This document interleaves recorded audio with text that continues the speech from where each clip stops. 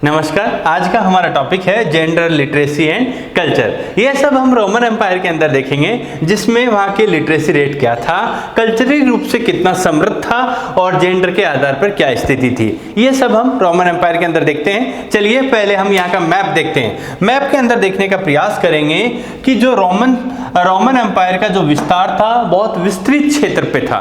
तो उस विस्तृत क्षेत्र के आधार पर हम देखने का प्रयास करेंगे कि वहाँ पर आप परिवार के रूप में देखें, धार्मिक रूप से देखें, इन सभी क्षेत्रों में क्या स्थिति थी, जिसको हम देखेंगे।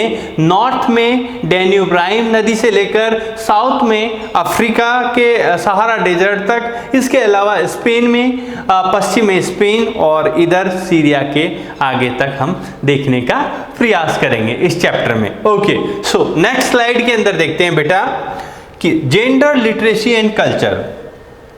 One of the most modern features of Roman society was widespread privilege of the nuclear family. Adult sons did not live with their families, and it was exceptional for adult brother to share a common house. हम देखते हैं कि बेटा जो Roman families थी, मतलब Roman empire के अंदर जितने भी क्षेत्र थे, वहाँ पर ज़्यादातर आपको देखने को मिलेगा कि ज़्यादातर परिवारों में न्यूक्लियर फैमिली के प्रमाण मिलते हैं। वहाँ जैसे ही बच्चा एडल्ट होता है वो अपने पिता से अलग रहने चला जाता है। और सबसे बड़ी बात यहाँ आपको देखने को मिलेगी कि मतलब न्यूक्लियर फैमिली में रह रहे हैं और परिवार में आपको एक दास जरूर मिलेगा जो सभी कार्य करता हुआ आपको दिखाई देगा। आगे देखते हैं। The woman remained a primary heir of her father and become an independent property owner on her father's death। कहते हैं जो महिलाओं की स्थिति सबसे सुदृढ़ अवस्था में थी, कहाँ पर?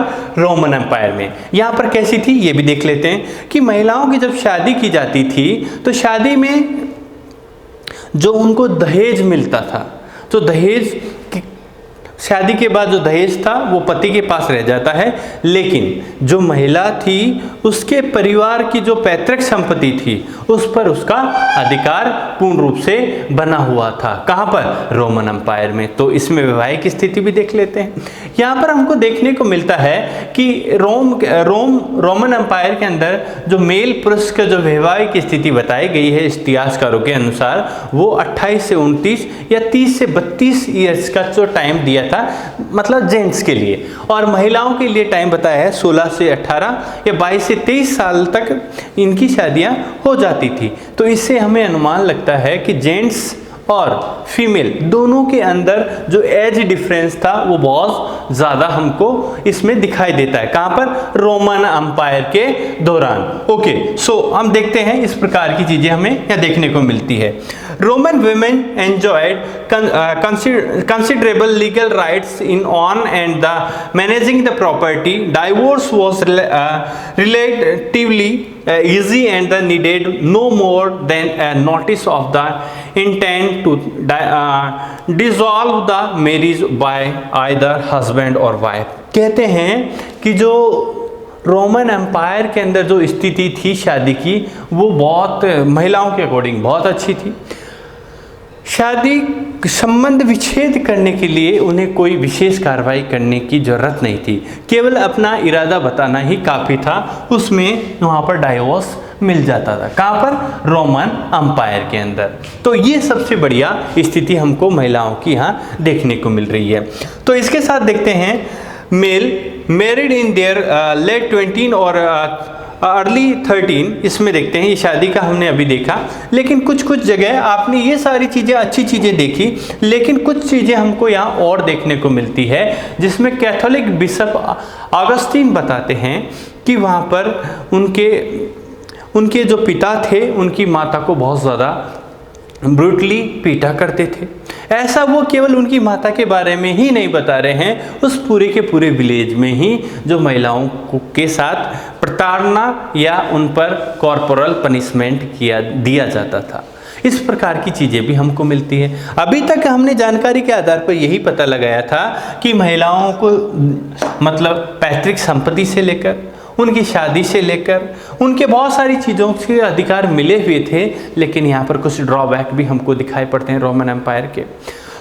हमें कुछ पर्टिकुलर जगह के लिए, क्योंकि ये बहुत विस्तृत क्षेत्र था, इस वजह से हमें ऐसी कुछ विभिन्नताएं देखने को मिलती है, लेकिन ऐसा नहीं बोल सकते हर जगह ऐसी थी। और इसके साथ साथ ये भी था कि महिलाओं पर हस्बैंड का पूर्ण रूप से अधिकार था, वो उन पर किसी भी प्रकार के अत्याचार करने के लिए अधिकृत थे या उनको कानून के द्वारा इस प्रकार की स्वीकृति मिली हुई थी। ऐसा यहाँ के इतिहासकारों ने अपना व्यू या ऐसी बातें रखने का प्रयास किया है। इसके साथ साथ कुछ ऐसे भी एविडेंस मिले हैं, बहुत सी बार बच्चे हों उन पर भी पिता और माता का अधिकार था, तो पिता अपने बच्चों के साथ क्रूरता भी दिखाते थे, कभी कभी उनको ठंड में मरने के लिए बाहर भी छोड़ दिया करते थे। ऐसा क्या पता क्या एविडेंस था, ऐसा कुछ खास क्लियर नहीं है, पर ऐसा बुक्स में लिखा गया है, उसके आधार पर ही एक्सप्लेन कर पा रहा हूँ। क्या ऐसा भी करते थे? शायद करते होंगे, उसके बारे में मैं उतना ज़्यादा क्लियर आपको नहीं कहूँगा कि बच्चों को ठंड में छोड़ने के बारे में थोड़ा अपने आप को लिमिट रखना चाहूँगा। ओके, सो इस प्रकार का हमें यहाँ पर लिंग के आधार पर जो विभिन्नताएं देखने को मिली, शादी के बारे में, परिवार के न्यूक्लियर फैमिली के बारे में, शादी के बारे में, उनके संपत्ति को एक्सेस करने के बारे में, ये सारी जानकारी हमें रोमन एम्पायर के बारे में मिलती है। उसके बाद में हम चलते हैं, यहाँ पर नेक्स्ट आएगा लिटरेसी मीन्स साक्षरता। रोमन एम्पायर के अंदर साक्षर थे, कितने थे उसकी हमें इतनी कोई विशिष्ट रूप से प्रमाण नहीं मिलते हैं, लेकिन वहाँ जनरली उतना ज़्यादा अच्छा लिटरेसी रेट नहीं था। जनरली लोग थोड़े बहुत पढ़े लिखे थे। कुछ जगह पर हमें ऐसे प्रमाण मिलते हैं, जैसे पोम्पोई नगर था जो 79 ईस्वी में ज्वालामुखी फटने के कारण नष्ट हो गया था। जब उसकी खुदाई की गई, वहाँ पर देखा गया तो उनकी कुछ शहरों की कुछ दीवारों पर विज्ञापन वगैरह भी हमको दिखाई देते हैं, मीन्स एडवर्टाइजमेंट।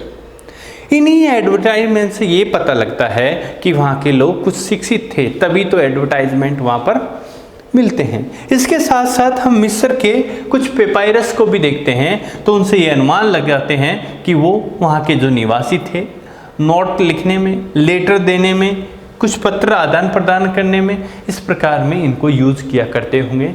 तो इससे ये लगता है कि इस विस्तृत रोमन क्षेत्र में, और दूसरी सबसे बड़ी बात यह है कि जो एडमिनिस्ट्रेटिव लेवल पे जो लेटर्स का आदान प्रदान हो या सूचना देना हो या सूचना कलेक्ट करना हो, उन सब में भी इनको यूज किया जाता होगा।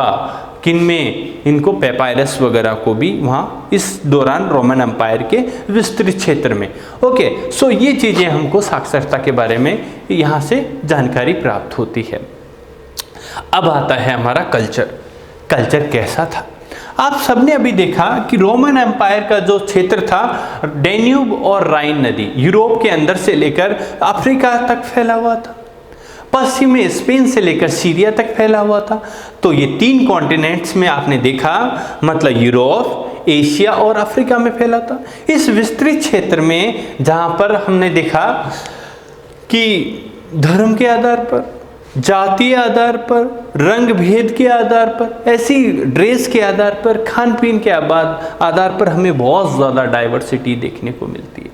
भाषाई समूह के आधार पर, इन सभी में यहाँ पर बहुत सारे लोग जो अलग अलग देवी देवताओं को मानते हैं, अलग अलग धर्म को मानने वालों के बारे में जानकारी मिलती है। यहाँ पर सब लोगों की वेशभूषा अलग पहनी जाती है। यूरोप में अलग थी, एशिया में अलग थी, यूरोप में अलग, अफ्रीका में अलग, एशिया में अलग, इस प्रकार की विभिन्नता भी हमको देखने को मिलती है। तो इस विस्तृत क्षेत्र में हमें जो रोमन एम्पायर है वो बोलचाल, वेशभूषा, धर्म, भाषाई समूह के आधार पर विस्तृत है। भाषाई समूह के आधार पर हम देखें तो मिस्र में हमें काप्टिक, उत्तरी अफ्रीका में प्योनिक और स्पेन और नॉर्थ पश्चिम में केल्टिक भाषा के बारे में लोग आपसी वार्तालाप करने की जानकारी मिलती है। तो इस प्रकार हम देखते हैं कि पूरे के पूरे रोमन एम्पायर में लोग जेंडर के आधार पर, लिटरेसी के आधार पर, कल्चर के आधार पर पूर्ण रूप से समृद्ध थे। चाहे यहाँ पर अधिकार कम दिए हों या लिटरेसी रेट कम हो, लेकिन कल्चर के आधार पर हमें बहुत ज़्यादा डाइवर्सिटीज़ मिलती है। लोग बहुत ज़्यादा समृद्ध थे अपने विचारों को रखने में। नेक्स्ट स्लाइड के अंदर देखेंगे कि the cultural diversity of the empire was reflected in many ways and the many levels. मतलब बहुत सारे स्तरों पर ये कल्चरल डाइवर्सिटी रिफ्लेक्ट होती थी। In the vast diversity of the religion, cults and local deities, the plurality of the languages that were spoken, in the style of the dress and the costumes, the foods peoples ate, their forms of the social organizations, tribes, non-tribes, even their pattern of the settlements। इन सभी के आधार पर हम देखेंगे कि Roman empire बहुत ज़्यादा diversify था, विविधताएं बहुत ज़्यादा थी, चाहे हम जाति के आधार पे देखें, धर्म के आधार पे देखें, ड्रेस के आधार पे देखें, भाषाई समूह के आधार पर देखें। ये सारी विविधताएं हमको यहाँ पर देखने को मिलती है। कहाँ पर? Roman empire. Okay, thank you, नमस्कार।